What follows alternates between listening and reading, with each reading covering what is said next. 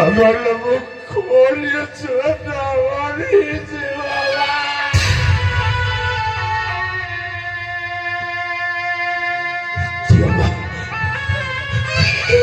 ভগবান কত আগে করছে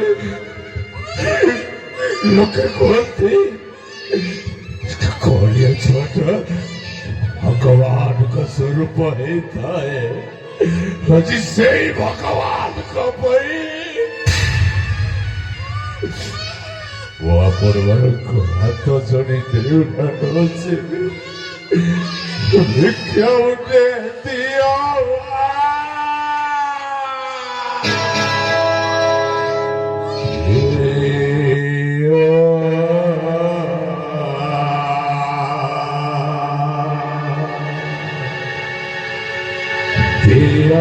মাগো ভিক্ষা মোটে করছে গোহারে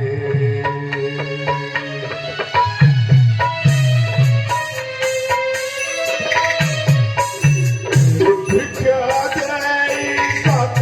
করা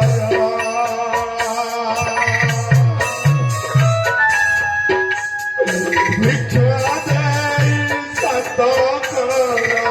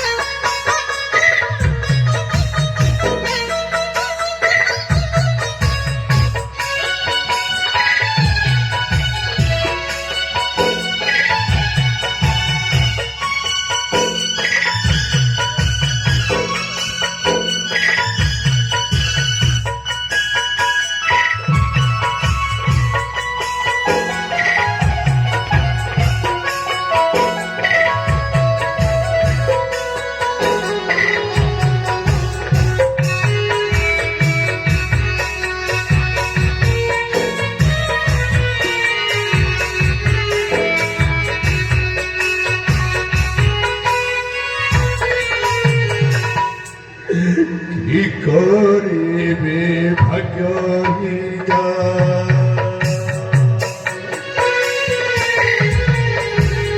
কি করিবে ভাগ্যহীনা এ দশা ভগুছে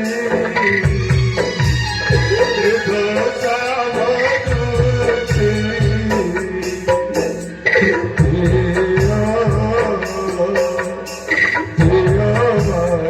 ভিক্ষা মোটে করছে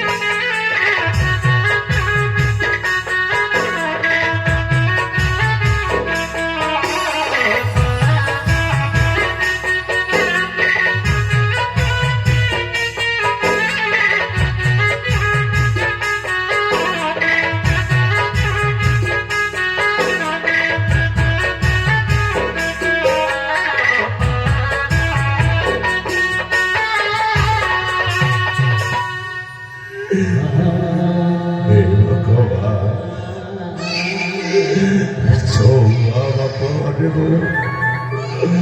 ଦୁଃଖ କଷ୍ଟ ଯନ୍ତ୍ରଣାକୁ ଦେଖି ଗଣ୍ଡେ ଭିକ୍ଷା ଦେଇଛନ୍ତି ତାଙ୍କୁ ଜୀବନରେ